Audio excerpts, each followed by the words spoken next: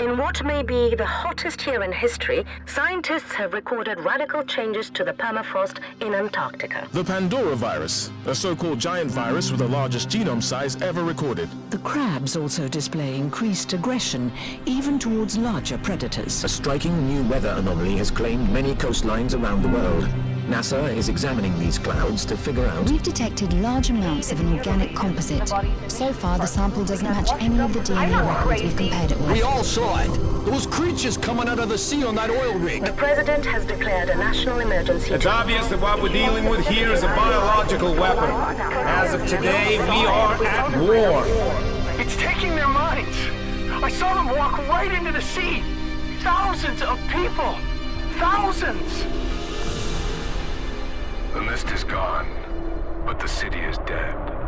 The roads are broken. You must join one of the havens. Do not attempt to survive on your own. My name is Randolph Symes. I am the last leader of the Phoenix Project. If you are hearing this, I am most likely dead. But in happier news, a scarab has been sent to pick you up, and its artificial intelligence will take you to Phoenix Point. Get to it quickly and safely. If you are hearing this message, an alert has been triggered and you will need to clear out the enemy forces. There may be others who receive this signal. Help them if you can. It's all up to you now. Good luck, operatives. Symes out.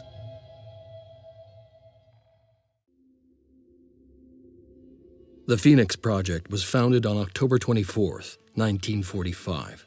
The Second War to end all wars was over, but there were those who understood that we could no longer afford to think in terms of nations and empires. For a time, the Phoenix Project successfully navigated the political conflicts of its era. That was our golden age. Phoenix Project operatives scoured the world for clues. We had bases in 24 countries. Even the heavens were not off limits. But out there, on the far side of the moon, began our downfall. The failure of the Phoenix 2 mission exposed us to our enemies in the UN. Stripped of resources and scattered to the winds, we were reduced to a secret, a memory. When the Pandora Virus woke up, we should have been the first line of defense. When huge clouds of mist appeared over the sea, when people started vanishing, we should have figured out what was going on. And when those people started coming back, changed, hostile, alien, we should have been ready to fight, but we failed. The ecosystem started to change, imperceptibly at first, then faster and faster. 3 factions arose. New Jericho, trying to restore order and purity. Sanhedrin, hoping to build a world without hierarchies. And the disciples of Anu, a new syncretic religion dedicated to adaptation and biological change. At war with the world and at odds with each other, these factions cannot find a way forward. Now the mist is returning and armies are rising from the sea. Without the Phoenix Project, humanity will fall. It's time to rise from the ashes. The disciples of Anu were a mystery. Where others saw devastation, they saw hope. Where others saw the end of the world, they saw a new beginning. Their leader called herself the Exalted, and she claimed to believe in humanity. She preached that the human soul was perfect, that the root of our problems was our insufficient evolution. The Pandora Virus was a threat, but it was also an opportunity to change ourselves, to become better humans, to mutate. We knew that humanity needed to adapt. There was no other way to survive. The disciples offered a solution, but what was their end game? There was something beyond their hierarchies and their rituals. The Exalted had a secret. Sanhedrin was built on a dream, a world without hierarchies, without leaders, where human beings could embrace the potential of technology without its destructive side effects. The radicals of the old world had been proven right. The status quo could not sustain itself. But what now? What was the next step? Some argued for coexistence with the Pandoran ecosystem, hoping for a peaceful solution. Others advocated putting humanity before nature and claiming the planet for themselves. Trusting in the safety of their havens, the people of Sanhedrin argued about the best way forward. But the Pandora Virus had little interest in their arguments, and its power was still growing. New Jericho was one man's vision, and everything depended on that one man. Before the war, Tobias West had been a billionaire, an elusive, controversial businessman who denounced war even as he profited from it. When the world fell, his empire began to rise. Some said he was a genius, a man of principle, dedicated to equality and merit, fighting to preserve the core of human freedom, our will. They said he had a plan, that he could lead us to victory. Others called him a dictator, a megalomaniac, fearful of infection and obsessed with purity. They said he was willing to do anything to win, no matter the cost. The Phoenix Project needed allies.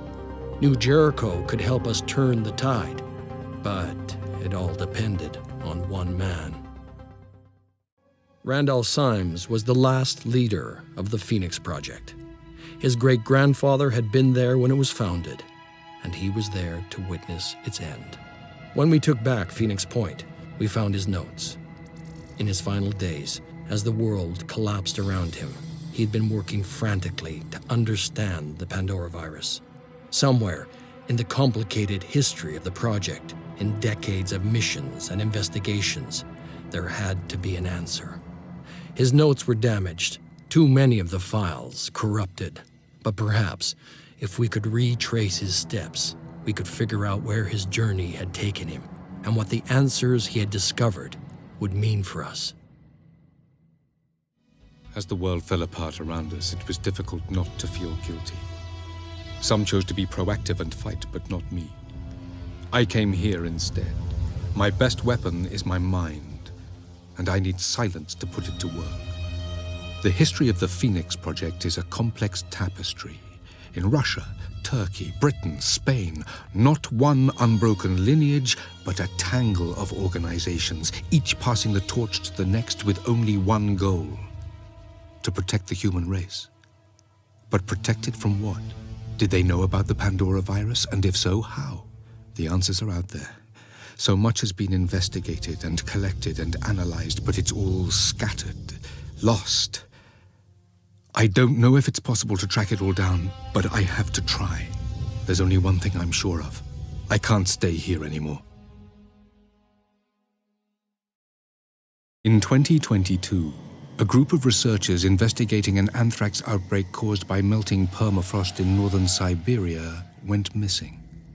The Phoenix Project tried to find out what happened to them, but our resources were stretched too thin, and our allies in the Russian government were losing influence, so we let it go. All these years later, looking at these samples, I wonder, is this where it started? Is this the first outbreak? If we had done more, could we have stopped it? The genetic material I have recovered might hold the answers, but I'm not sure I want to know. In his essays, my great-grandfather recounts the story of the ill-fated Qinling-Bashan expedition of 1915 and the journal of Lei Meng, the leader of the mission, who found evidence of a forgotten proto-civilization deep below the ground. There is also mention of James Dawson, a British photographer who stole most of the precious samples recovered by the team. What became of Dawson has always been a mystery, but now I know the mundane truth. He died here in the mountains, forgotten and alone. This proto-civilization, could it hold the key to defeating the Pandora virus? They say history repeats itself. Has all of this happened before? In the 1960s, the Phoenix Project clashed with an unknown intelligence outfit associated with the CIA. One of these clashes concerned the cultures stored in this lab, said to be responsible for a terrible plague somewhere in what was then called the Third World. At the time of his death, my great-grandfather was trying to force the CIA to at least share some samples, but they denied everything, even the existence of this lab. It looks like the research was abandoned in the late 1970s. I'm not sure why. The samples are degraded, but if my analysis is correct, this is the Pandora Virus. Sometimes I wonder whether the only reason we survived as a species is sheer luck. There had always been rumors that maybe the Pandora virus wasn't from Earth, that some alien disease had come down from the stars like a plague from heaven. But now that we finally had the evidence we needed, we realized the truth was more terrible than that. The Pandora virus was alien, yes, but it wasn't a disease. It was a bioweapon. We were not alone, and whatever was out there wanted us dead. None of this had deterred Randolph Symes. He continued his quest, hoping that whatever his great-grandfather had buried in Oglethorpe University's time vault held the answers he needed. We would have to hope that he was right. The writings of my great-grandfather recount his mission to Oglethorpe University and the Time Vault. It was here in 1936 that he deposited the files, sealed aluminium containers that were locked away to be opened in 1,000 years. Did he know what those files contained? I'm not sure. He was a wily old devil. I have the documents before me now. They prove what I had previously only suspected. A technologically advanced hominin civilization existed on this planet long before Homo sapiens came along. They flourished until something destroyed them. But some of them must have survived, or where did the stories come from? Somehow, they must have won. I know that some of my operatives think I've lost it. It doesn't matter.